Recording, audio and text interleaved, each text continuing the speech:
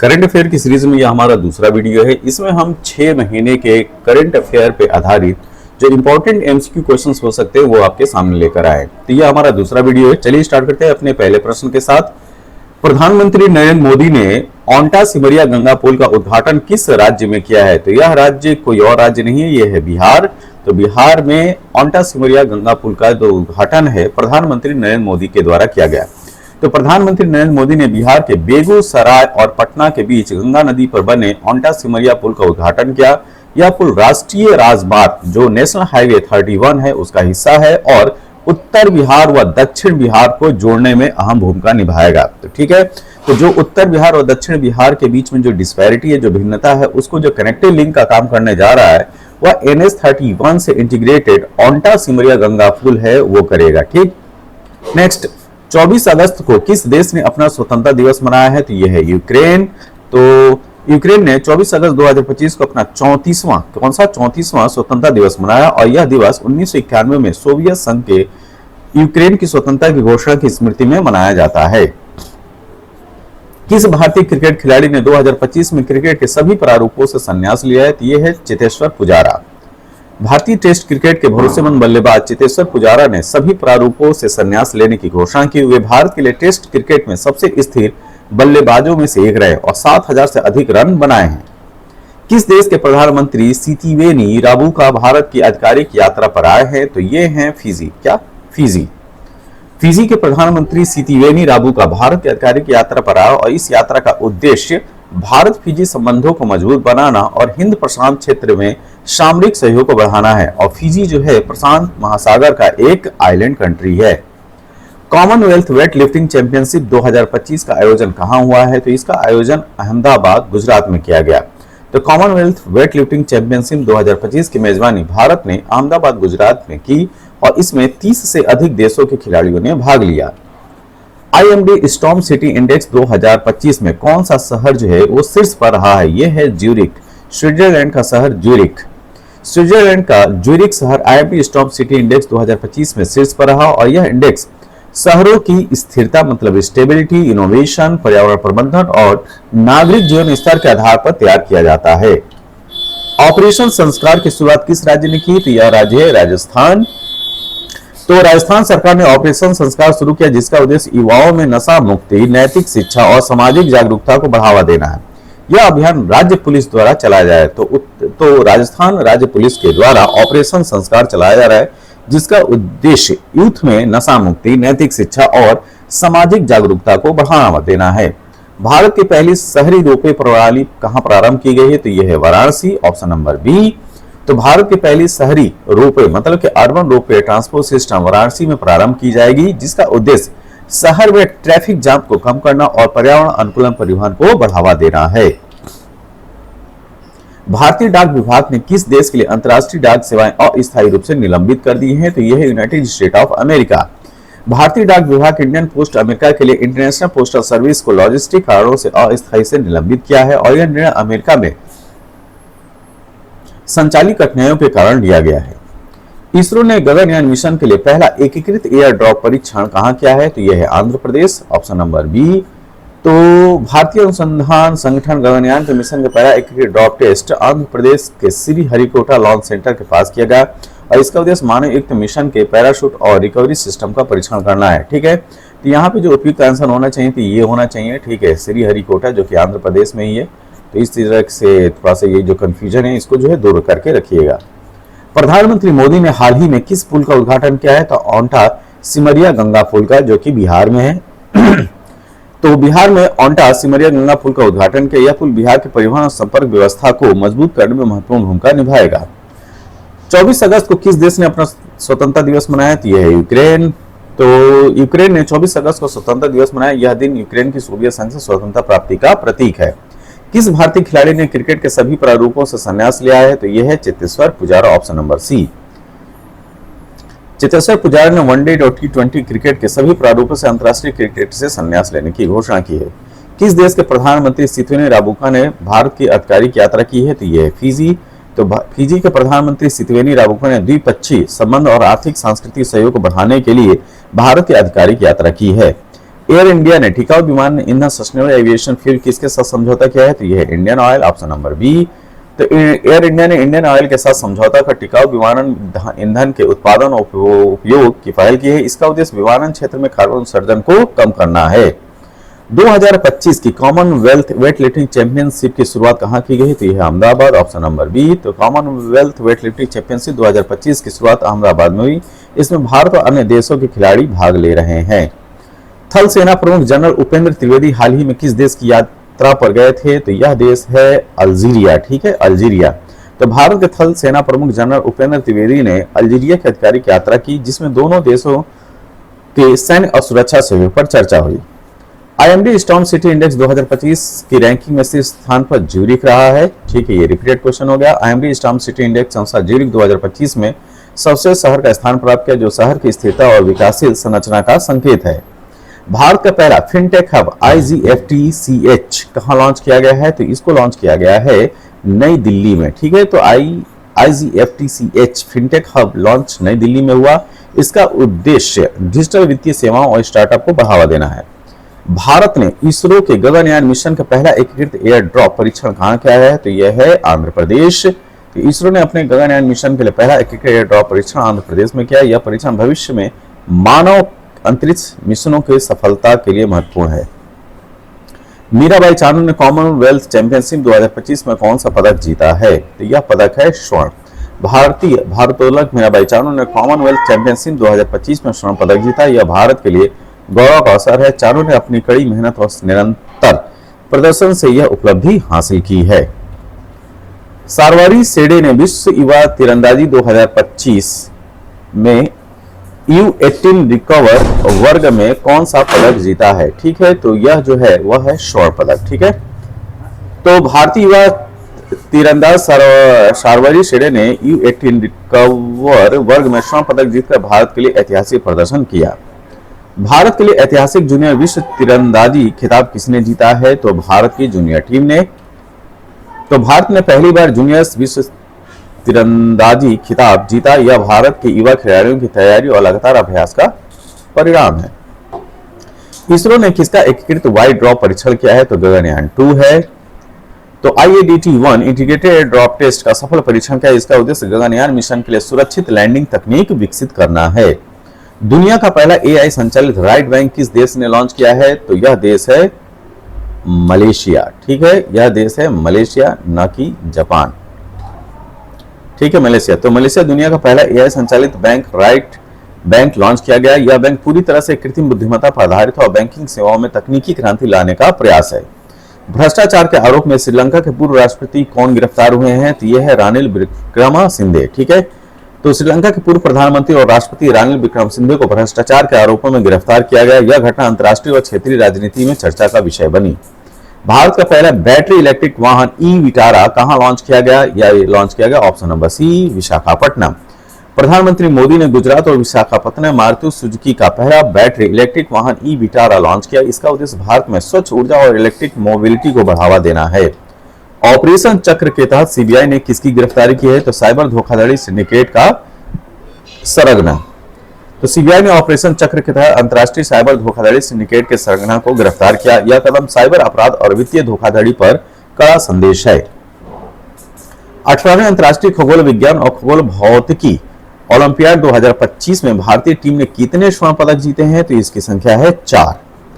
तो भारतीय टीम ने 18वें अंतर्राष्ट्रीय खगोल विज्ञान और खगोल भौतिकी ओलंपियाड छात्रों के उत्कृष्ट तैयारी और ज्ञान का प्रमाण है और इसमें 4 स्वर्ण पदक प्राप्त हुए हैं। प्रोजेक्ट नन्ही कली पर आधारित coffee table book a million birds Bloom किसने लॉन्च किया है? तो इन्होंने किया है आनंद महिंद्रा ने, ऑप्शन ए।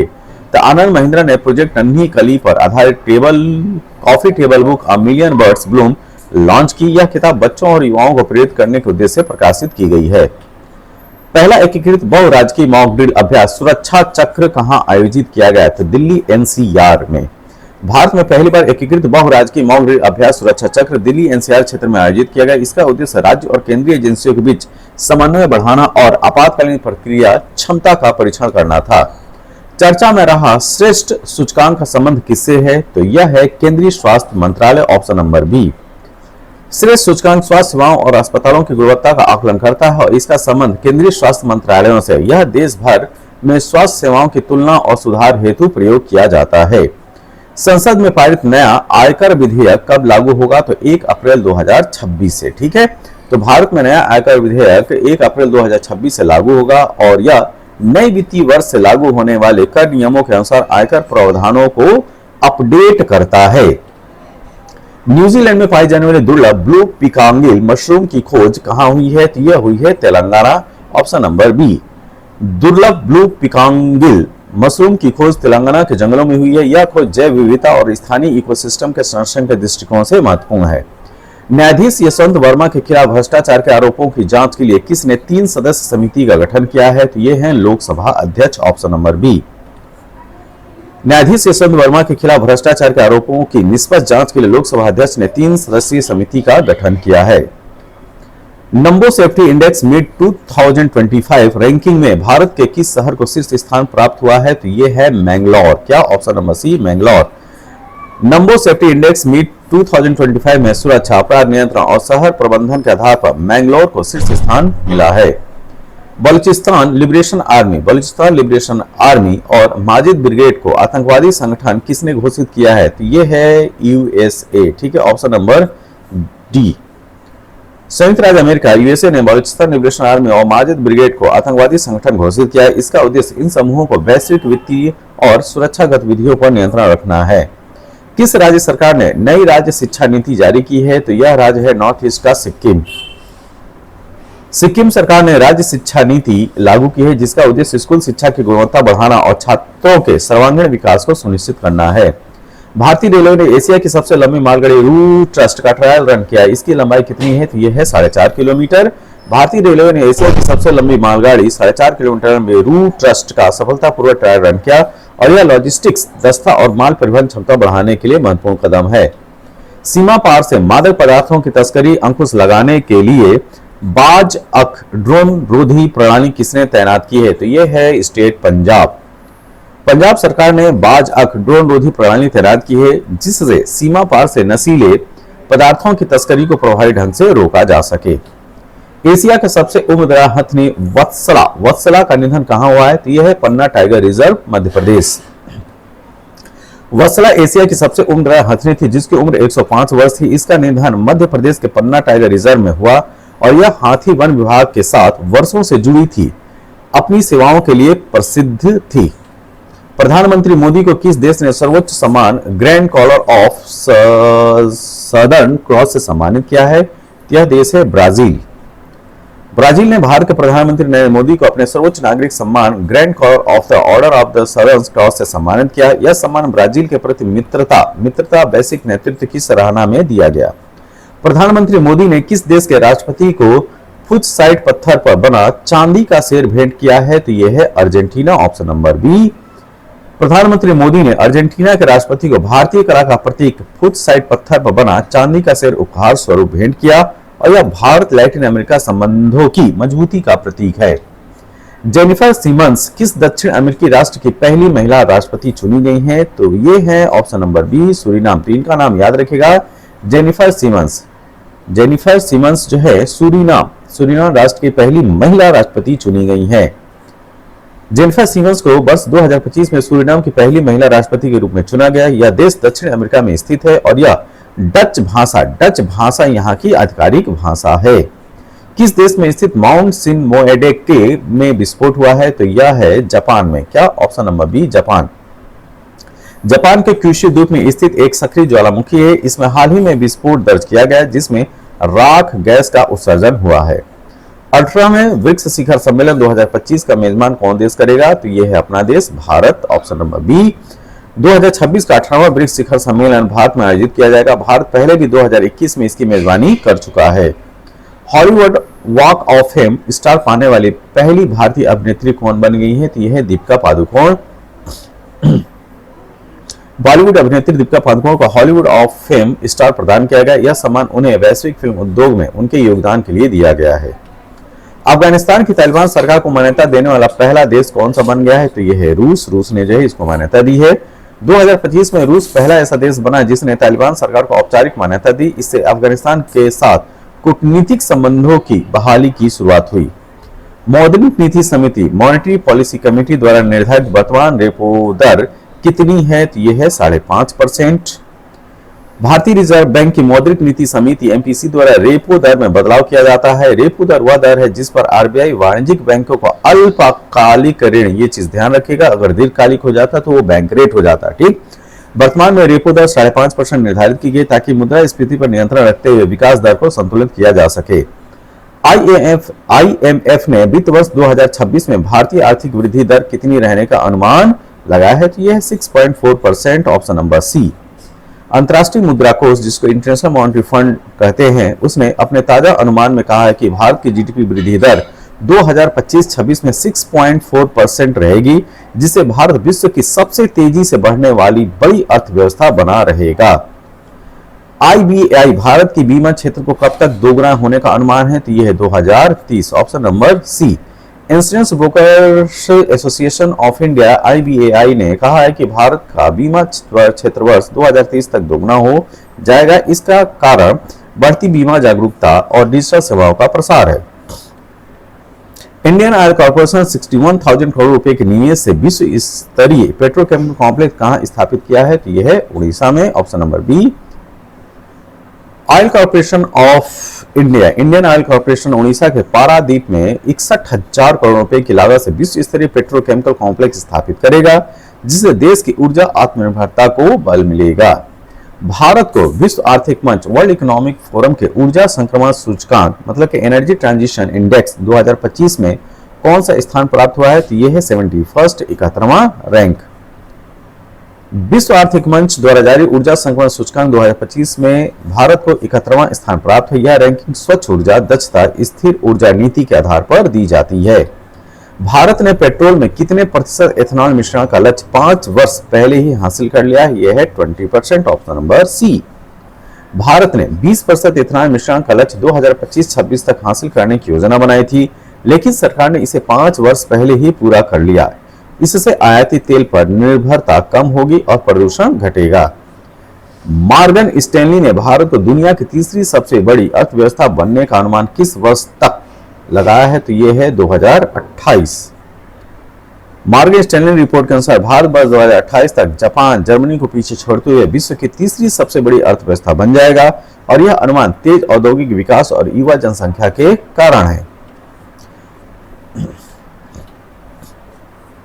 ग्लोबल फाइनेंस पत्रिका ने किसे वर्ष 2025 के लिए विश्व का सर्वश्रेष्ठ उपभोक्ता बैंक नामित किया है? तो यह state bank of India, SBI. Global finance magazine 2025 के लिए भारतीय स्टेट बैंक को विश्व का सर्वश्रेष्ठ उपभोक्ता बैंक, बेस्ट कंज्यूमर बैंक 2025 घोषित किया है, बैंकिंग नवाचार और डिजिटल सुविधा में योगदान के लिए।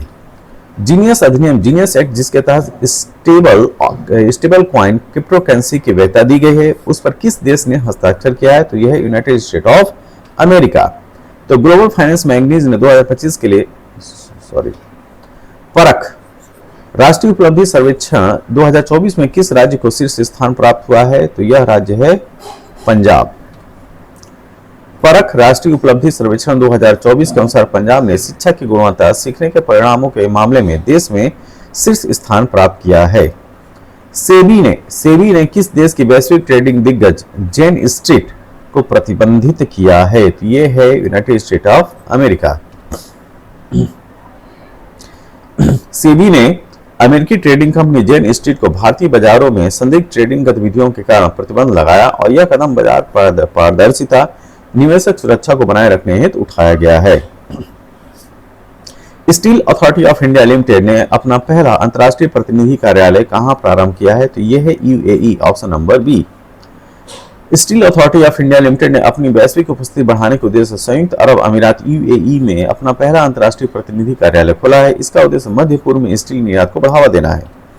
तमिलनाडु में आयोजित एशियन सर्फिंग चैंपियनशिप में ओपन पुरुष वर्ग में पदक जीतने वाले पहले भारतीय खिलाड़ी कौन है? ये है रमेश बुधिया।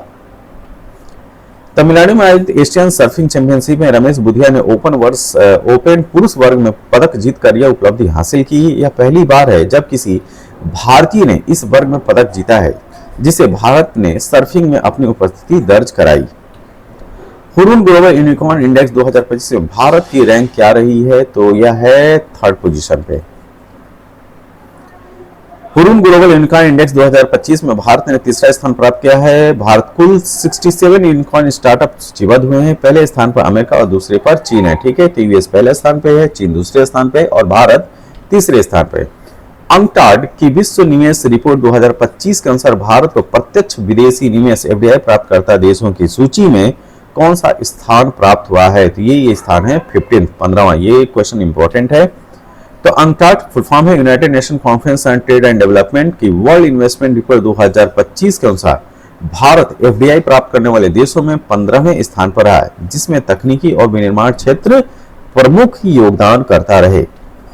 केंद्रीय भूजल बोर्ड की रिपोर्ट के अनुसार सर्वाधिक नाइट्रेट संदूषण नाइट्रेट पॉल्यूटेंट किस राज्य में दर्ज किया गया है, तो यह है राजस्थान। क्या? Rajasthan, option number C. केंद्रीय भूजल बोर्ड CGWB की रिपोर्ट के अनुसार भारत में सर्वाधिक नाइट्रेट प्रदूषण राजस्थान में पाया गया। इसका मुख्य कारण कृषि में अत्यधिक रासायनिक उर्वरकों और कीटनाशकों का उपयोग है। वियतनाम की ईवी निर्माता कंपनी निफास्ट ने भारत में अपना पहला संयंत्र कहां स्थापित किया है, तो तमिलनाडु में। वियतनाम की इलेक्ट्रिक वाहन निर्माता कंपनी विनफास्ट ने भारत में पहले ईवी निर्माण संयंत्र की शुरुआत तमिलनाडु में की है। यह दक्षिण भारत में हरित ऊर्जा वाहन उत्पादन को बढ़ावा देगा। भारत का पहला ड्रोन एआई आधारित कृत्रिम वर्षा आर्टिफिशियल रेन प्रयोग कहां किया गया है, तो ये प्रयोग किया गया है ऑप्शन नंबर बी, राजस्थान में। ठीक, तो भारत का पहला ड्रोन कृत्रिम बुद्धिमत्ता एआई आधारित आर्टिफिशियल इंटेलिजेंस बेस्ड कृत्रिम वर्षा प्रयोग राजस्थान में शुरू किया गया और इसका उद्देश्य सूखा प्रभावित क्षेत्रों में जल संकट को कम करना है। 12वें विश्व खेल वर्ल्ड गेम्स 2025 का आयोजन कहां हुआ है, तो इसका आयोजन किया गया ऑप्शन नंबर बी, चीन में। 12वें विश्व खेल 2025 का उद्घाटन चीन में किया गया। इस आयोजन में अनेक गैर ओलंपिक खेल शामिल होते हैं जो वैश्विक स्तर पर खेल प्रतिभा को प्रदर्शित करते हैं। सोशल मीडिया धोखाधड़ी की गतिविधियों का पता लगाने के लिए गरुड़ दृष्टि तकनीक किसने लॉन्च की है, तो यह महाराष्ट्र सरकार ने लॉन्च किया है। ठीक है, महाराष्ट्र सरकार ने सोशल मीडिया प्लेटफॉर्म पर वित्तीय और फेक अकाउंट धोखाधड़ी रोकने हेतु गरुड़ दृष्टि नामक एआई आधारित तकनीक लॉन्च की है। देश की सबसे लंबी दूरी तय करने वाले वंदे भारत एक्सप्रेस ट्रेन का उद्घाटन किसने किया है, तो नरेंद्र मोदी ने, ऑप्शन बी। प्रधानमंत्री नरेंद्र मोदी ने भारत की सबसे लंबी दूरी तय करने वाले वंदे भारत एक्सप्रेस का उद्घाटन किया। यह ट्रेन देश के प्रमुख शहरों को जोड़ती है और उच्च गति व आधुनिक सुविधाओं से युक्त है। किस राज्य के भालुकोना जमनीडीह ब्लॉक में निकिल, तांबा और प्लेटिनम समूह तत्व के भंडार की खोज हुई है, तो ये है छत्तीसगढ़। ये जो जगह है भालुकोना, जमनीडीह, इनका भी नाम याद रखिएगा। डायरेक्ट जो है जगह का नाम पूछा जा सकता है और पूछा जा सकता है कि ये किस राज्य में है। तो हाल ही में छत्तीसगढ़ राज्य के भालुकोना और जमनीडीह ब्लॉक में निकल, तांबा और प्लेटिनम समूह के तत्व प्लेटिनम ग्रुप एलिमेंट्स के समृद्ध भंडार खोज की गई है और यह खोज भारत में खनिज विविधता और रणनीतिक धातुओं के घरेलू उत्पादन को बढ़ावा देगी। स्पेस का पहला व्यावसायिक मिशन लीप 1 किसने लॉन्च किया है, तो यह है फॉल्कन 9। क्या? फॉल्कन 9। स्पेस एक्स ने अपने फॉल्कन 9 रॉकेट के माध्यम से leap 1 launch experiment and platform नामक पहला व्यावसायिक मिशन लॉन्च किया। इसका उद्देश्य नई पीढ़ी के अंतरिक्ष प्रौद्योगिकी प्रयोगों को अंतरिक्ष में परीक्षण करना है। वैश्विक आर्टिफिशियल इंटेलिजेंस सिटी इंडेक्स 2025 में बेंगलुरु को कौन सा स्थान प्राप्त हुआ है, तो ये है 26th। वैश्विक एआई सिटी इंडेक्स 2025 में भारत के बेंगलुरु शहर को 26वां स्थान प्राप्त हुआ है। यह रैंकिंग एआई अनुसंधान, नवाचार, तकनीकी बुनियादी ढांचे के आधार पर दी जाती है। 1987 के INF परमाणु हथियार संधि का संबंध किन देशों से है, तो अमेरिका और रूस। क्या? अमेरिका और रूस। INF का फुल फॉर्म है intermediate range nuclear forces treaty. 1987 में अमेरिका और सोवियत संघ, अब जो है रूस है, के बीच हस्ताक्षरित की गई थी। इसका उद्देश्य मध्यम दूरी के परमाणु हथियारों को समाप्त करना था। हर्बल औषधि सुरक्षा और विनियम पर WHO IRCH कार्यशाला कहां प्रारंभ हुई है, तो यह है गाजियाबाद, ऑप्शन नंबर बी। विश्व स्वास्थ्य संगठन WHO Indian pharmacopoeia commission IPC द्वारा गाजियाबाद में हर्बल औषधि सुरक्षा और विनियमन herbal medicine safety and regulation पर WHO IRCH कार्यशाला का आयोजन किया गया है। सेना प्रमुख जनरल उपेंद्र द्विवेदी ने अग्निशोध अनुसंधान प्रकोष्ठ का उद्घाटन कहां किया है? तो IIT Madras, option number C. भारतीय सेना प्रमुख जनरल उपेंद्र द्विवेदी ने आईआईटी मद्रास में अग्निशोध अनुसंधान प्रकोष्ठ का उद्घाटन किया। इसका उद्देश्य रक्षा क्षेत्र में कृत्रिम बुद्धिमत्ता, ड्रोन तकनीक और ऊर्जा प्रणाली पर अनुसंधान को बढ़ावा देना है। भारतीय सेना ने किस देश के सहयोग से दक्षिण चीन सागर में पहली बार नौसैनिक अभ्यास किया है? तो यह है फिलीपींस। भारत और फिलीपींस ने पहली बार दक्षिण चीन सागर के स्कारबोरा शोल क्षेत्र में संयुक्त नौसैनिक अभ्यास नेवल एक्सरसाइज किया और यह भारत का इंडो पैसिफिक रणनीति का हिस्सा है। इसरो ने किस देश की AST space mobile company blue bird उपग्रह को प्रक्षेपित करने की घोषणा की है? तो यह है अमेरिका।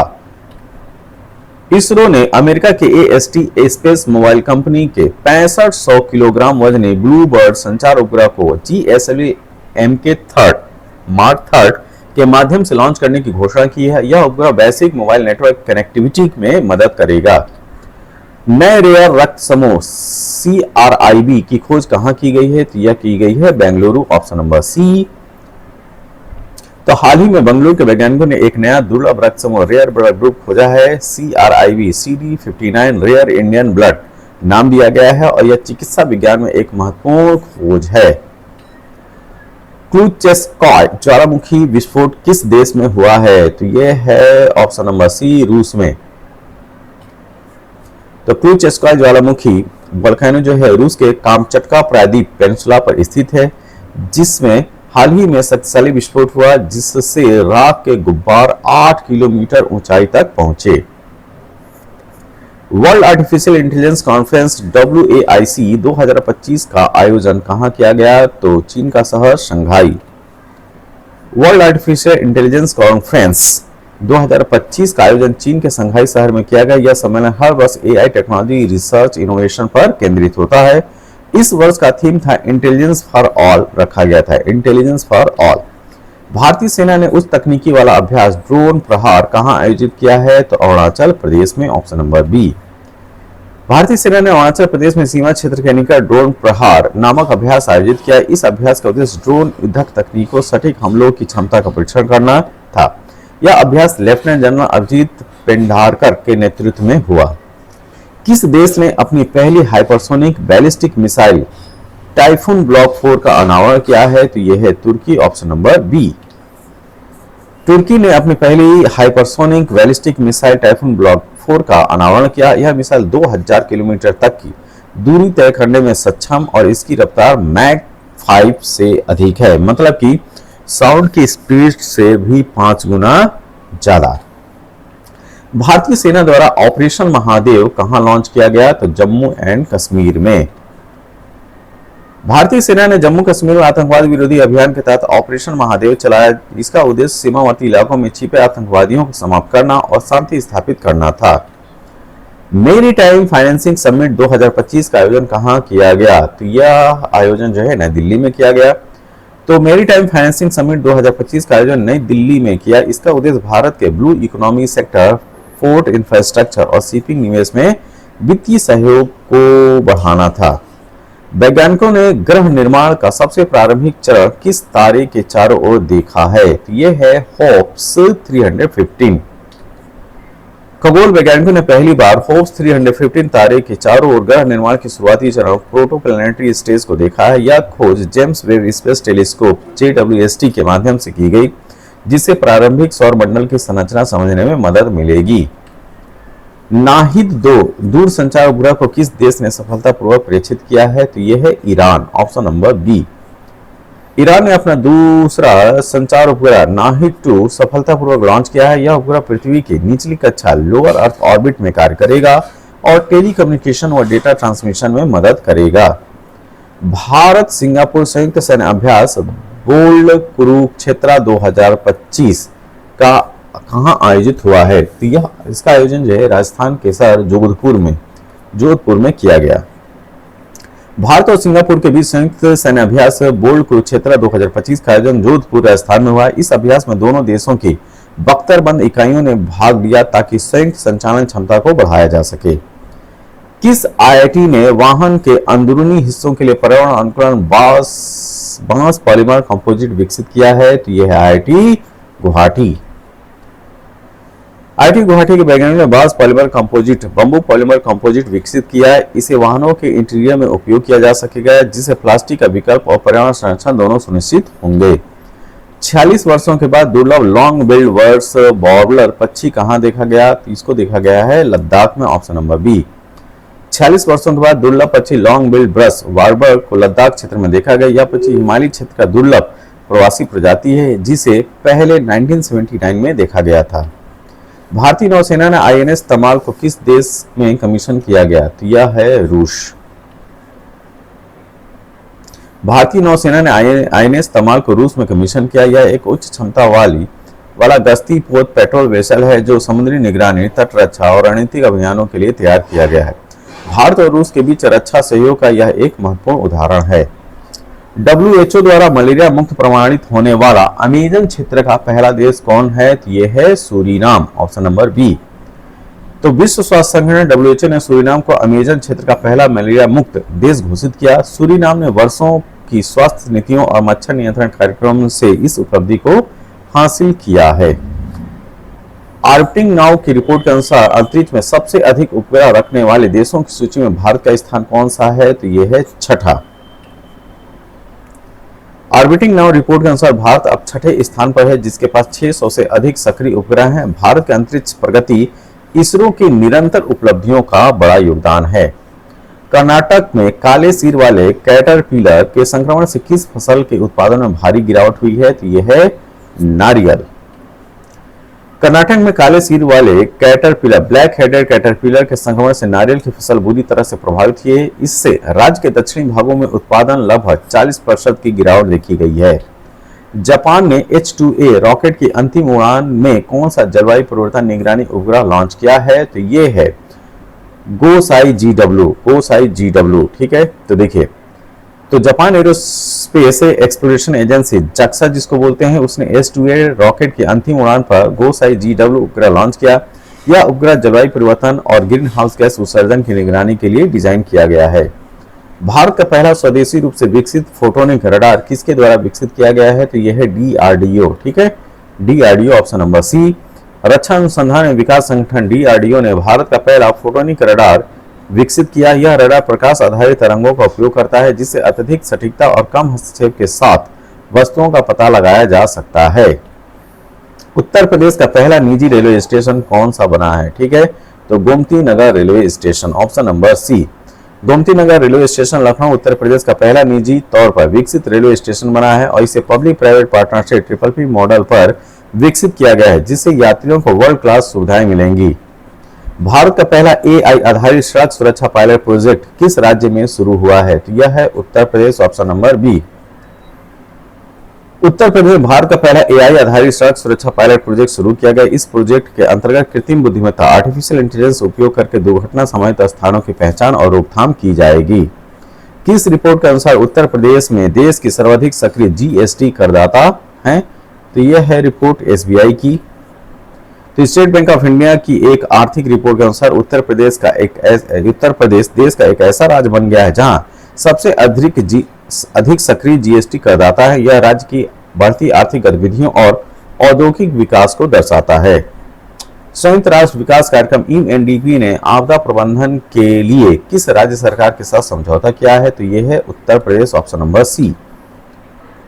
UNDP ने उत्तर प्रदेश सरकार के साथ आपदा प्रबंधन, जलवायु अनुकूलन और राहत कार्यों को सशक्त करने के लिए समझौता किया है। इसके तहत राज्य में आपदा चेतावनी और राहत प्रणाली को आधुनिक बनाया जाएगा।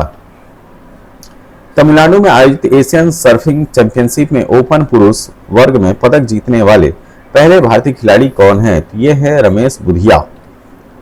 तमिलनाडु में आयोजित एशियन सर्फिंग चैंपियनशिप में रमेश बुधिया ने ओपन वर्ग में पदक जीतकर यह उपलब्धि हासिल की। यह पहली बार किसी भारतीय ने इस वर्ग में पदक जीता है, जिससे भारत ने सर्फिंग में अपनी उपस्थिति दर्ज कराई। 12वें विश्व खेल वर्ल्ड गेम्स 2025 का आयोजन कहां हुआ है? तो इसका आयोजन जो है चीन में हुआ है। इसको आप देख भी चुके हैं। चलते हैं अगले क्वेश्चन में। 2025 पैन अमेरिकन हॉकी कप में पुरुष और महिला दोनों वर्ग में स्वर्ण पदक किस देश ने जीता है? तो यह है अर्जेंटीना, ऑप्शन नंबर सी। 2025 के पैन अमेरिका हॉकी कप में अर्जेंटीना ने शानदार प्रदर्शन करते हुए पुरुष और महिला दोनों वर्ग में स्वर्ण पदक जीते हैं। फीफा और AIFF द्वारा लड़कियों के लिए भारत की पहली फीफा टैलेंट अकादमी कहां प्रारंभ की जाएगी, तो यह है हैदराबाद। फीफा और अखिल भारतीय फुटबॉल महासंघ AIFF ने भारत की पहली फीफा टैलेंट अकादमी की स्थापना हैदराबाद में करने की घोषणा की, जिसका उद्देश्य महिला फुटबॉल प्रतिभाओं को प्रशिक्षित करना है। आर कौशिक की पुस्तक the rise of the hitman का संबंध किससे है, तो जानते हैं आप लोग हिटमैन किसको बोलते हैं, रोहित शर्मा को। तो पत्रकार आर कौशिक द्वारा लिखित पुस्तक the rise of the hitman भारतीय क्रिकेट टीम के कप्तान रोहित शर्मा के क्रिकेट कैरियर और उनकी प्रेरक यात्रा पर आधारित है। 2027 राष्ट्रमंडल युवा खेलों की मेजबानी किस देश को दी गई है, तो यह देश है माल्टा। ठीक है, यूरोप का देश है माल्टा। कॉमनवेल्थ गेम्स फेडरेशन 2027 राष्ट्रमंडल युवा खेलों की मेजबानी माल्टा को सौंपी, जिससे यह द्वीपीय राष्ट्र पहली बार इस आयोजन की मेजबानी करेगा। भारत ने 2025 विश्व जूनियर टीम स्क्वैश चैंपियनशिप में कौन सा पदक जीता है, तो यह है कांस्य पदक, ऑप्शन नंबर सी। भारत ने विश्व जूनियर टीम स्क्वैश चैंपियनशिप 2025 में 13 साल बाद कांस्य पदक जीतकर इतिहास रचा है। यह भारत के युवा खिलाड़ियों की उभरती प्रतिभा को दर्शाता है। FIDE महिला शतरंज विश्व कप 2025 का खिताब किसने जीता है, तो Divya Deshmukh, option number C. Bharat की युवा ग्रैंडमास्टर दिव्या देशमुख FIDE महिला शतरंज विश्व कप 2025 का खिताब जीतकर देश को गौरवान्वित किया है। सिंगापुर में आयोजित विश्व स्क्वैश जूनियर चैंपियनशिप भारत की अनाहत सिंह ने कौन सा पदक जीता है, तो इनको जो है कांस्य पदक प्राप्त हुआ है। भारत की युवा खिलाड़ी अनाहत सिंह ने सिंगापुर में आयोजित विश्व स्क्वैश जूनियर चैंपियनशिप में कांस्य पदक जीता। यह भारत की जूनियर स्क्वैश श्रेणी में बड़ी उपलब्धि मानी जा रही है। इसी के साथ यह वीडियो जो है कंप्लीट होता है। यह लेक्चर कैसा लगा, जैसा भी लगा आप अपने सुझाव जो है जरूर दें। तब तक के लिए थैंक यू, धन्यवाद।